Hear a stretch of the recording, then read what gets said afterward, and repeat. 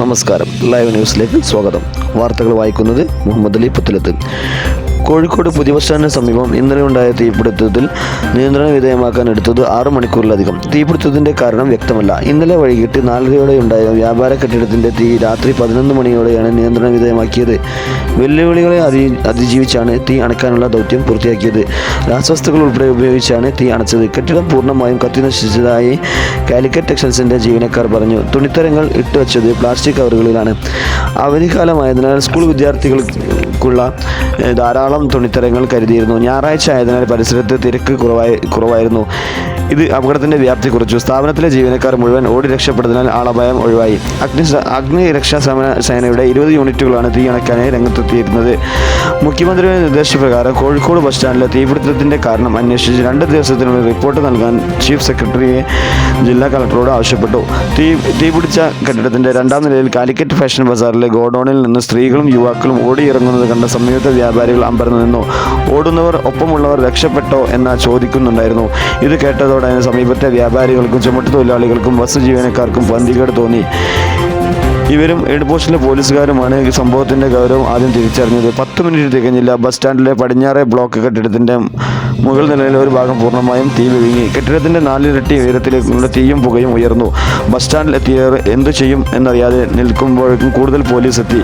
മുഴുവൻ യാത്രക്കാരോടും വ്യാപാരികളോടും സ്റ്റാൻഡിൽ നിന്ന് പുറത്തു പോകാൻ ആവശ്യപ്പെട്ടു.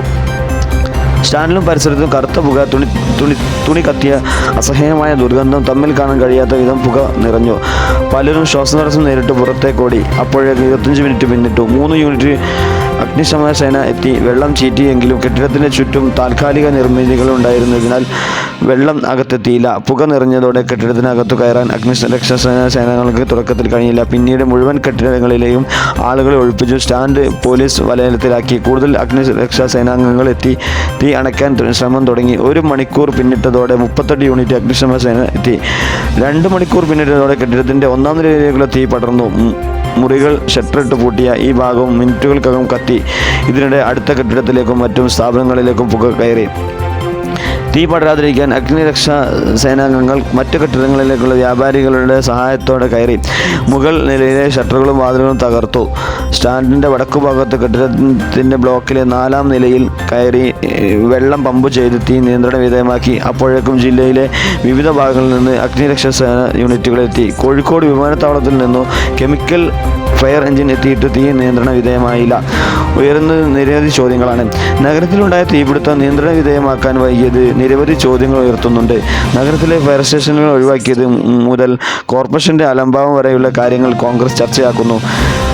നഗരത്തിലുണ്ടായിരുന്ന ഏക ഫയർ സ്റ്റേഷനായ ബീച്ച് ഫയർ സ്റ്റേഷൻ ഒഴിവാക്കിയതോടെ നഗരത്തിൽ തീപിടുത്തമുണ്ടായാൽ ആദ്യം തന്നെ നിയന്ത്രണ വിധേയമാക്കാനുള്ള സാധ്യതയാണ് നഷ്ടമായത്. ഈ തീപിടുത്തത്തിൽ ആ കുറവ് പ്രകടനമായി. ആധുനിക സംവിധാനങ്ങളോടെയുള്ള ഒരു ഫയർ എഞ്ചിൻ പോലും ഇല്ലാത്തതും തീ നിയന്ത്രണ വിധേയമാക്കുന്നതിനെ വൈകിപ്പിച്ചു. മെഡിക്കൽ കോളേജ് ആശുപത്രിയെ തീപിടുത്തത്തിന് പിന്നാലെ ഇതും കൂടി ഉണ്ടായതോടെ സർക്കാർ സംവിധാനങ്ങളുടെ പരിമിതികളെക്കുറിച്ച് പ്രതിപക്ഷം ശക്തമാക്കി. തകര ഷീറ്റ് കൊണ്ടുണ്ടാക്കിയ കെട്ടിട ഭാഗങ്ങൾക്ക് അനുമതി നൽകിയതടക്കം കോർപ്പറേഷനെതിരെ നിരവധി വിമർശനങ്ങളാണ് പ്രതിപക്ഷം ഉന്നയിക്കുന്നത്. ഇതോടെ ഈ വാർത്താ ബുള്ളറ്റിൻ അവസാനിക്കുന്നു.